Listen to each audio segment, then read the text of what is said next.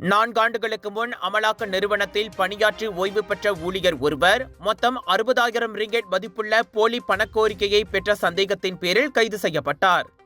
இன்று காலை மணி 9:45 அளவில் கனின்காவில் உள்ள மலேசிய ஊழல் தடுப்பு ஆணையத்தின் அலுவலகத்திற்கு வந்தபோது 62 வயதுடைய அந்த நபர் கைது செய்யப்பட்டதாக MACCக்கு அணுக்கமான தகவல்கள் கூறின. 2020ஆம் ஆண்டு மார்ச் முதல் 2021ஆம் ஆண்டு ஆகஸ்ட் மாதம் வரை செய்யப்பட்டதாக கூறப்படும் போலி பணக்கோரிக்கைகள் மீதான விசாரணைகளின் விளைவாக இந்த கைது நடவடிக்கை நடந்ததாக கூறப்பட்டது. சபாவில் உள்ள ஒரு அமலாக்க நிறுவனத்திடம் சந்தேக நபர் சமர்ப்பித்த தவறான ஆவணங்கள் மூலம் இந்த குற்றங்கள் கூறப்பட்டதாக MACC வட்டாரங்கள் தெரிவித்தன.